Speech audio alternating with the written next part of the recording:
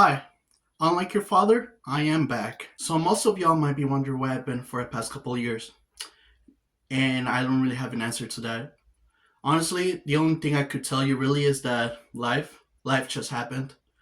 Yeah, pretty much. Last video I've officially uploaded was a vlog of me going to a tournament, and then after that, I didn't really have any much motivation to make any videos personally because I don't know, because when I started YouTube, really, I didn't really have like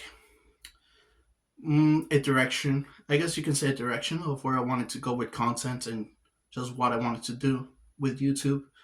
Because compared to now, the only the only YouTubers I've only really watched was Mr. Beast and a smaller content creator called Scrubby.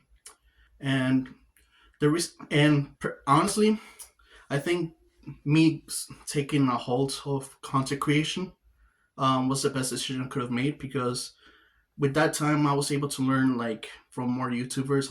I watched more YouTube to the point that that's all I watch over like stuff like Netflix or HBO Max, stuff like that. And I don't know, it gave me like a lot of creative ideas because honestly, the only reason I got into YouTube in the first place was because of money. I was at a point of my life where I needed independence. I was living with my parents at the time, and I wanted to be more dependent. I didn't really want to live with them anymore. And I thought that the quickest way for me to do that is just to have a YouTube career. And then, yeah, I tried. The pandemic started, so I thought that was the best opportunity for me to, start doing YouTube. Apparently, that's an idea that most people had at the time as well. So it was kind of hard for me to like, do better in the competition at the time. But now I have a better like mentality, I guess, or how to go about like making content. Because at the time, money was really my only motivation, and once I realized how difficult it was really to do YouTube, I realized that like the money's not worth it. But now, really, ever since I started doing the podcast with Uli, which is the Don't Look podcast, which I recommend you guys to check it out. It's on the channel as well.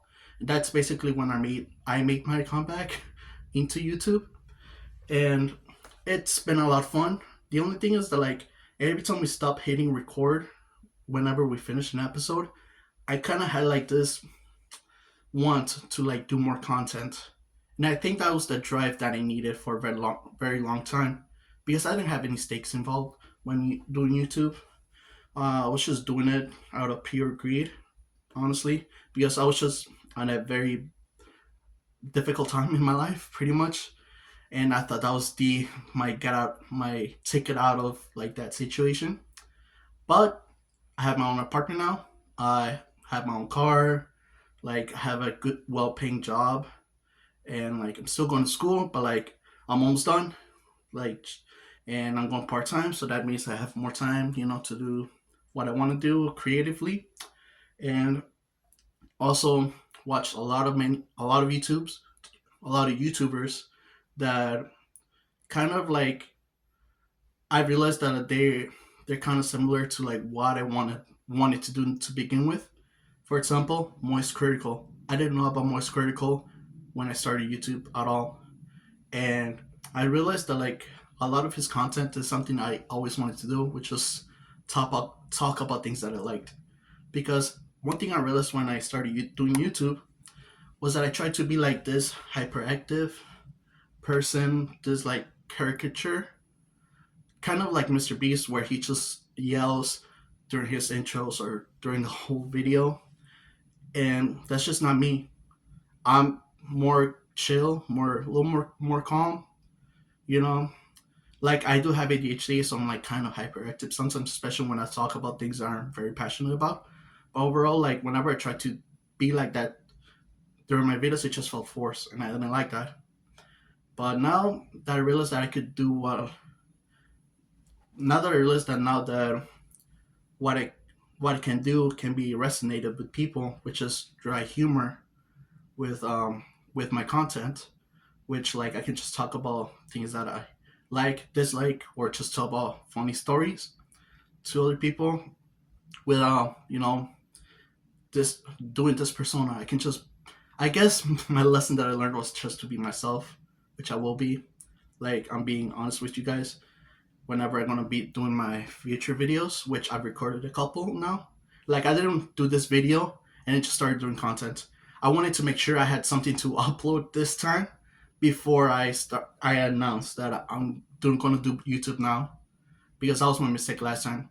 I hyped people up last time, like 4 years ago, telling people, yeah, I'm gonna do YouTube and stuff, but I had no content to upload.